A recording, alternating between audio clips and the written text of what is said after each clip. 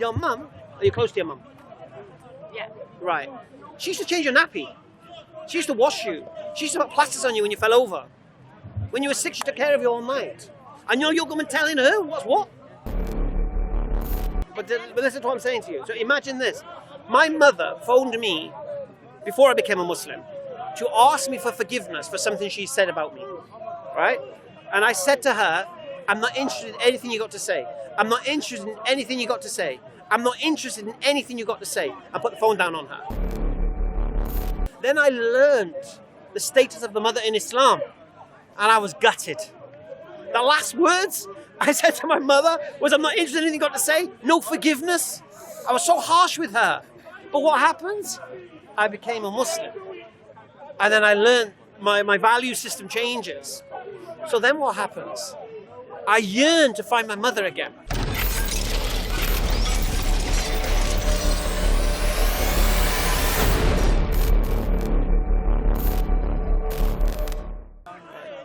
So here's the thing, see, you're her only link to Islam on a personal level. Would you agree? Yeah. Right. And if you're harsh and angry with her, what impression of Islam are you going to give to her? That's the first thing. Right. According to the teachings of Islam, how should you speak with your mother? In a polite and nice way, yeah, with respect. Yeah. Right. So what you're even doing is not even Islamic. It's got nothing to do with Islam. Yeah, no, I know. So what you're doing now, you're presenting to your mum what she thinks is Islam, which isn't, as Islam. Yeah, but how can you make her understand Right. like a different point of view without being harsh when she thinks already that all the Muslims are quite like strict to the point, and because they think that's the best religion, because it is. I mean, Islam is their religion. So, but how can you make her understand this is the religion without being like harsh? First thing, you can't make her understand anything. You can't make anyone do anything. First thing, and accept that. And the way we know that is that the Prophet Muhammad ﷺ, on his uncle's deathbed, Abu Talib, never accepted Islam. The uncle of the Prophet Muhammad But it's ﷺ. hurting. It's like it hurts. No, I know. But, and the Prophet ﷺ was weeping because his uncle died without accepting it. Now imagine this. The Prophet couldn't even give shahada to his own uncle. Subhanallah. And he was weeping. And what did Allah say? It's not you the guides. Subhanallah. That's the first thing. So the first thing we have to carry is we can't change nobody. And the second thing is, your mum, are you close to your mum? Yeah. Right. She used to change your nappy. She used to wash you. She used to put plasters on you when you fell over. When you were sick, she took care of you all night. And you're going telling her what's what? It's very, very hard. What you need to do is show the beauty of Islam first. Let her see the change in you. Yeah? Show her the rights of the mother in Islam. Tell her, look, you know my mum, right? You know, this is a personal thing. She said horrible things about me. And I cut off all ties with her. Right? All ties with her. And then I became a Muslim in that time. And I learnt the level of the position a mother has in your life. The rights she has. And I was like, But this is kind of conflict because Islam is teaching you that the mother is like is powerful. It's like no, but listen. But listen to what I'm saying to you. So imagine this. My mother phoned me before I became a Muslim to ask me for forgiveness for something she said about me. Right? And I said to her, I'm not interested in anything you got to say. I'm not interested in anything you got to say. I'm not interested in anything you got to say. I put the phone down on her. Right? That was the last contact with my mother. before you revert to Islam. Yeah, after I became Muslim. Then I learned the status of the mother in Islam. And I was gutted. The last words I said to my mother was, I'm not interested in anything you got to say. No forgiveness. I was so harsh with her. But what happens? I became a Muslim. And then I learned my value system changes. So then what happens? I yearn to find my mother again. Right? And alhamdulillah, I found her eventually in the Shetland Isles in Scotland, right? Now, she found out I became a Muslim. And she'd gone to a place called the Henry Jackson Society, which is an Islamophobic institution. And she bought books about Islam from these guys. And she was just reading Islamophobia, Islamophobia, Islamophobia. When I eventually spoke to my mother, the first word she said to me was, "Your prophet married a 6-year-old." First bloody words of all the things to say. Your prophet, right? Anyway, so we got through that. But anyway, she said to me, "You're only talking to me because you're a bloody Muslim, innit?" I said, "Yeah. Because what you said to me, I would never forgive you for. But alhamdulillah, as a Muslim, I have to forgive you. And I have to have a relationship with you." Now my mother, mashallah, she's softened to Islam. She's, inshallah, she's married to an atheist guy. That's harder. But you don't find it hard, like knowing that your mom is not going to go to heaven, to paradise, because she's not Muslim. I just think of the Prophet Muhammad, I'm thinking about his uncle. He's the Prophet of mercy. He's come with the Quran. And he couldn't give shahada to his uncle. Who am I? My mum is my mum. I told her straight. Well, your grave is your grave. My grave is my grave. Inshallah, I want you to become Muslim. But your choice, Allah says in the Quran, He never changes the state of a person until they change themselves. But my mum is coming closer. She started to refute Christianity now. Yeah? My father's a little bit different. He was really harsh. He was a Daily Mail reader. He was like proper. He still gives snidey remarks. But my granddaughters have softened his heart. So once a year we meet. We go out as a family for a couple of days to fanfare here. Yeah? So, and I'm not giving them dawah. You're not. No. Why not? Because that's not how you give dawah to your parents, because they used to change your nappy.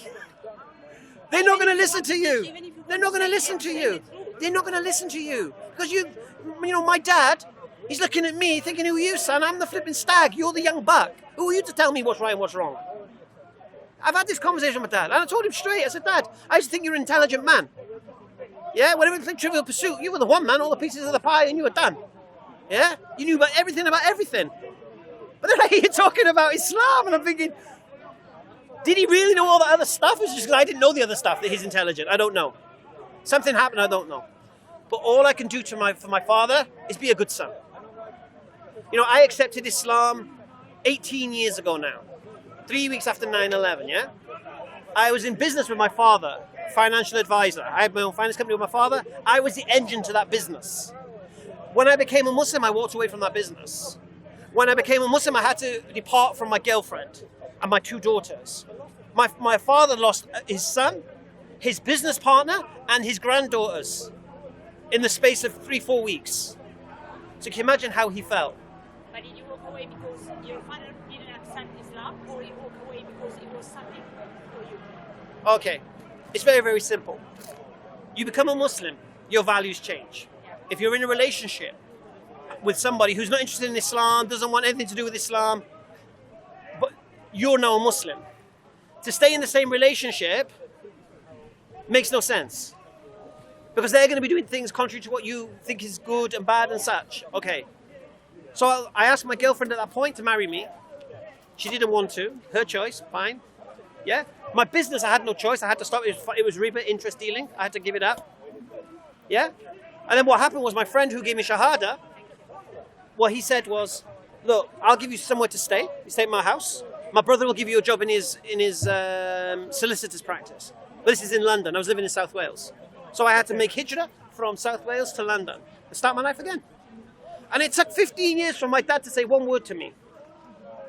My brother committed suicide, I think, 5 years after I became a Muslim. Yeah, manic depressive. And we spoke at that one point, right? And you know what he said to me? He goes, "I've made my peace with him." And I thought, wow, this is an opening. He's made his peace with my brother because they fell out over something completely different. But now he's dead, he's made his peace with him. I said, yeah, we should make our peace as well. "No, you made your bed, you lie in it." I'm thinking, what?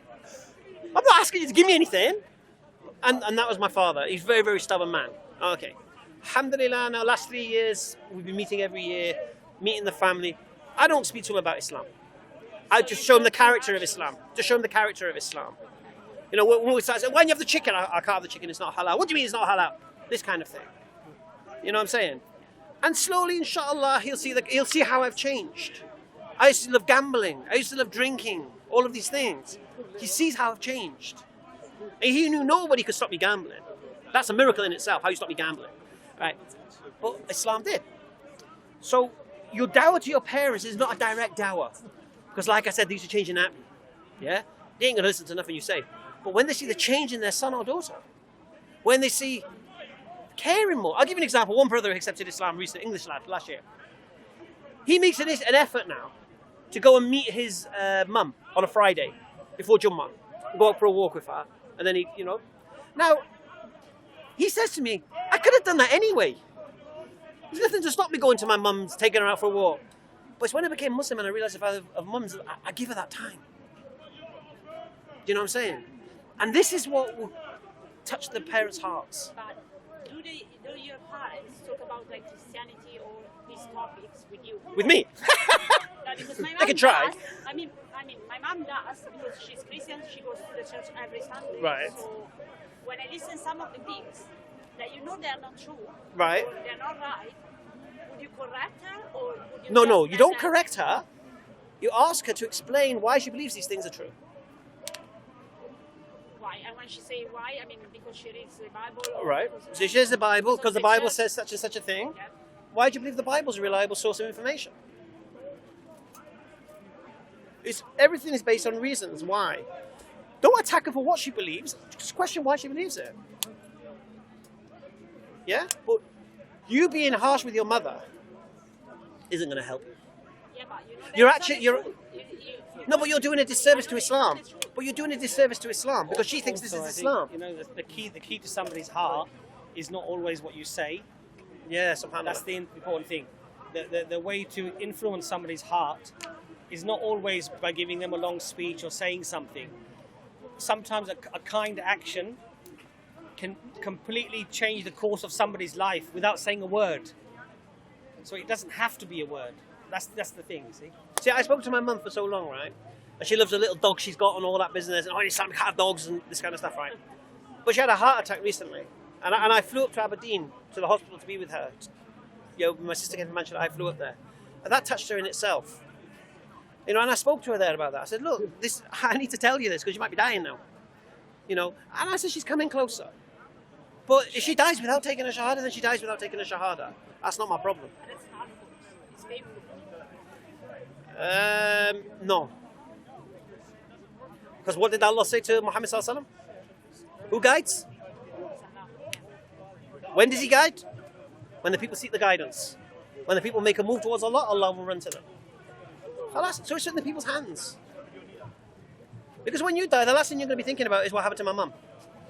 It's because what's happening to me. Yeah? But my advice to you, my sister, drop the harshness. Imagine, here's what I would do. She's talking about Christianity. Imagine she's talking about Hinduism and Ganesh and elephant gods and all sorts of stuff. All right, let's talk about unicorns and fairies and whatever. Just imagine she's talking about that. Don't worry about that. Right now, that's her belief. Let her believe that. You be a good daughter to her. And show her you're being a good daughter. Why? Because Islam is telling you to be a good daughter to her. It's the teaching. Let the teachings of Islam emanate from you. Because she thinks the way you're behaving is how Muslims behave, because all she sees on the news, and Muslims are harsh, her daughter's a Muslim, and she's harsh. You're doing a disservice. You know what I mean? It's just that it's I know the truth, so it's even more hard to just let her talk about whatever she's talking about. Just And not, let her talk about the what she wants to lie. talk about, and then just say, why do you believe that? Just say, why do you believe that? You weren't born believing that. Why do you believe that? Yeah? Why do you believe that? Why do I believe Christianity? I will tell you. Don't ruin a nice conversation. Please. Exactly. She's been dying Why do you to. believe Don't ruin a Islam? nice Because conversation. you study and you use your Yes, knowledge. you read the Quran and you see, could that have been written by men, or could it only have been written by God? Please don't ruin a It's nice so conversation. beautifully They're just written having a little conversation. Is that all that right? nobody else could that all right? read it. Can they just have For the benefit of the viewers. Like that. This is Christianity. She's having a nice So conversation. that's Just ignore her. Ignore her. It's better. It's better to do that. Some people, they believe what they believe just because Sister, they sister, just ignore her. yeah. That's what I'm saying to you. And which country are you from? Don't mind asking. Sorry? Which country are you from? I'm from Italy. Italy, So, you're Catholic, you know, it's isn't like it? there's not even a lot of information about Islam, or there's wrong information about Islam as well. Because we have Vatican and they don't want Islam to be spread, you know? Yeah. So it's even more like, they see like Muslim people even more like as enemies. Yeah. So it's even harder. But like I say, my advice to you is don't rush it. Have patience with your mum. Be a good daughter. And inshallah, look, we all have fitra, right? And the fitra gets clouded of knowing what the truth is. Sister. Now, sometimes Please. Sister, the intellect take her over there. might become unclouded, You're pushing but me the now. Sorry, excuse me. desires Excuse me. and You're pushing me. the Sorry. heart might not accept it. So I'm going to give you an example of that, a prime example of that. When I first became convinced Islam was true, I didn't take my shahada. So what had happened, my mind was unlocked. My mind believed Islam was true. But my desires, nah, I don't want to stop doing this. I don't want to have to leave this. I don't want to, do you understand? To me, it happened the same. Yeah. Right. So my desires didn't want to give up the dunya. Yeah? Didn't want to give up enjoying itself, doing what it wanted to do. Even though my mind is saying, yeah, but this is true. Makes sense. My desires are like, nah, I'm not having it. Then what happens? I nearly had a car crash. Well, I did have a car crash. And what happened was, my mind said to my nafs, now what? What happens if we'd have died now? Where's all your things? And it was at that point my nafs went, actually, you know what, you might be right. And it was at that point my nafs were ready to let go. Nearly. What pushed them over the edge, like I said to you, my friend said, look, we live in England. You need somewhere to stay and you need an income. Me embracing Islam, and this happens to a lot of people who embrace Islam, me embracing Islam was going to cost me my home. Because I was going to have to split with my girlfriend, I was living with her, I'd have to move out, where am I going to bloody live? First thing. Second thing, my income was coming from my finance business. So how am I going to how am I going to support where I'm going to live? How am I going to pay my way? So I can't do it yet until those things are settled, yeah? So my nafs tuck it. My brain's ready, but my nafs is saying we're not ready yet because what are we going to do? Then what happened? My friend said, I'll give you somewhere to stay. Killed one situation. He said, my brother will give you a job. That's it, done. That was the only thing stopping me. Imagine.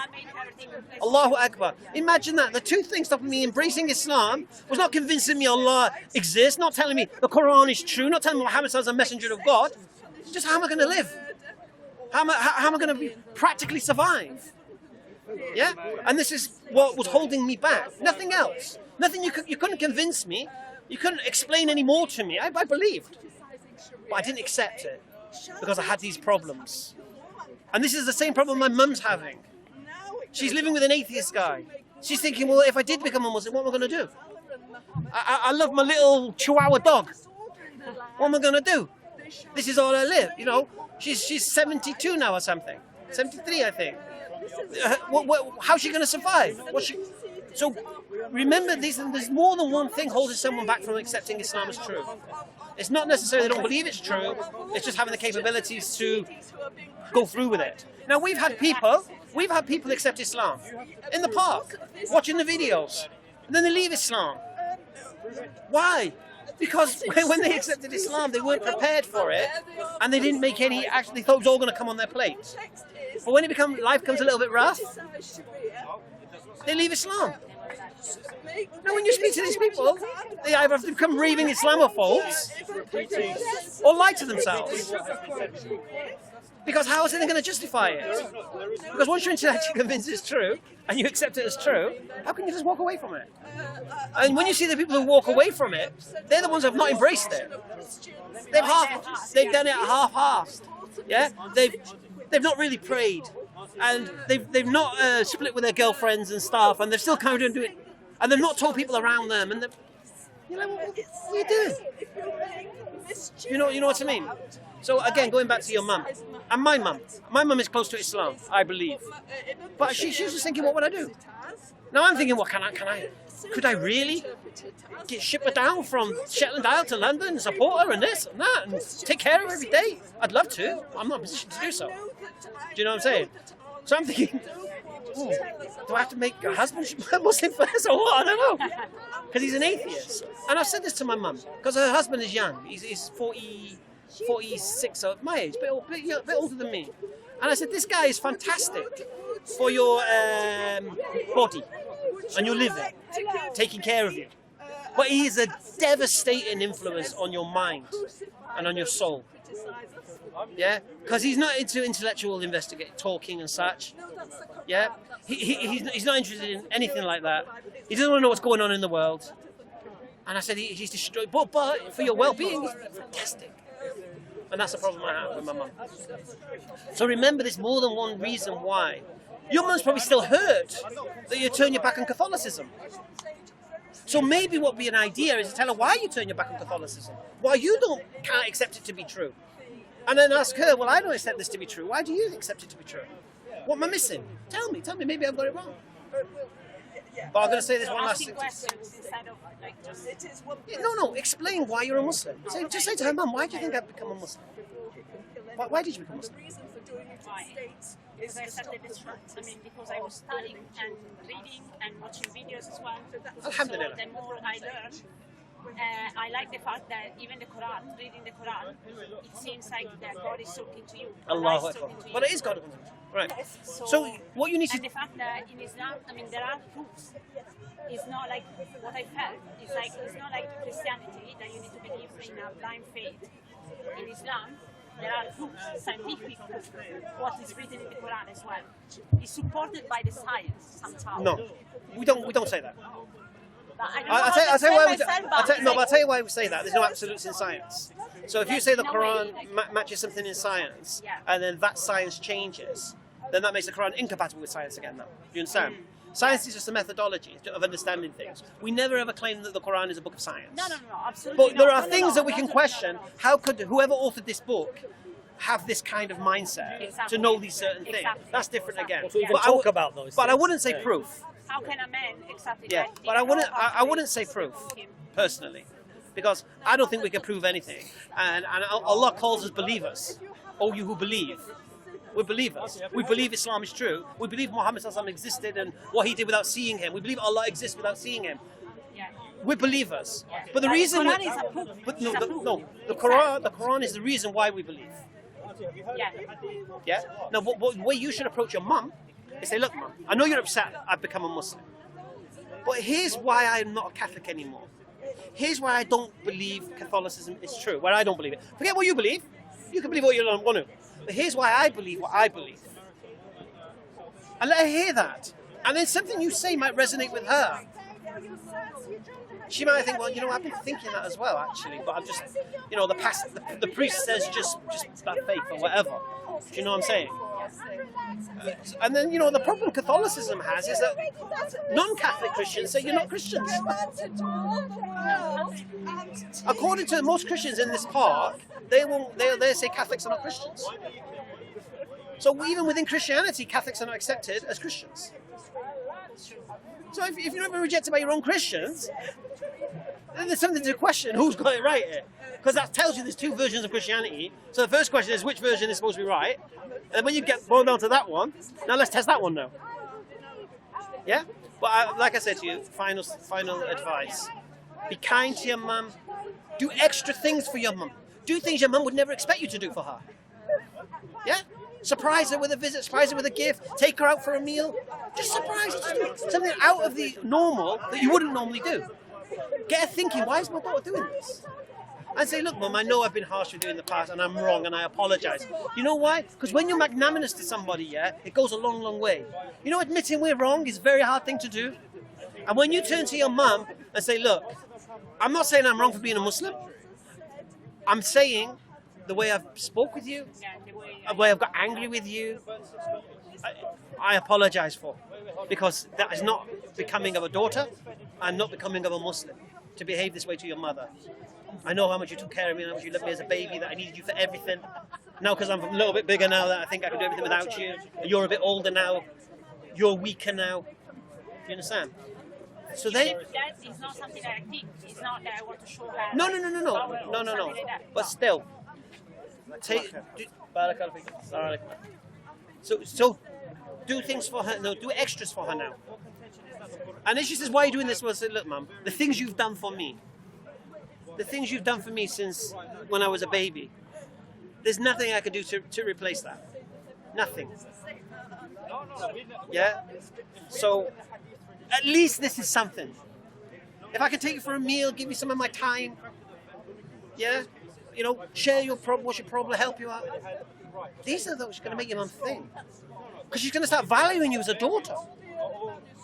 Because right now you are as the girl who you're the ungrateful wretch, right? She did everything for you, and you're turning around now and trying to tell her what's what, and you're shouting and angry at her. No, I try not to shout, but yeah, I mean, That's what I'm saying. Imagine how she's feeling. Yeah. So you need to change the psychology. So relax.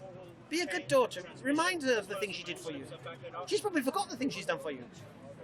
Remind her of what she did for you. I say, look, I want to try and make a bit more of an effort for you. Inshallah. thank you. No worries, Shukran. my sister. You take it. Assalamu alaikum. Wa alaikum salam.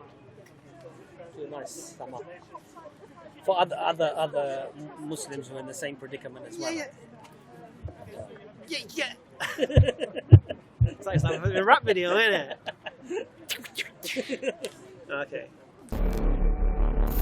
Okay, mashallah, there was a Muslim sister. Her original question was, she's struggling to convince her mum Islam is the truth.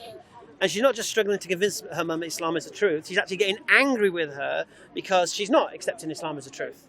And obviously, I explained to her, and this is for all new reverts, this is a lesson for everyone here. Bear in mind, I'm going to use England as an example. You accept Islam. What does the England perception of Islam right now? Well, we're just like crazy Steve here going on about terrorism and this, that, the other. This is what they see, this is what they hear.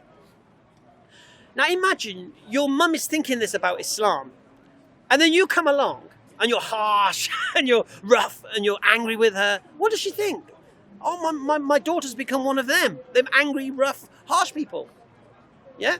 And I was explaining, when you become a Muslim, you take on values that you maybe never had before. So you might even cared with your mum before, like me. But then you have to, alhamdulillah. But you're doing a disservice to Islam if you're harsh and angry with your relatives and friends and family, because that's not what Islam teaches, subhanallah. And so sometimes we have to show Islam through our character. Let them know we're Muslim, so the Islam will gain the benefit from the changing character.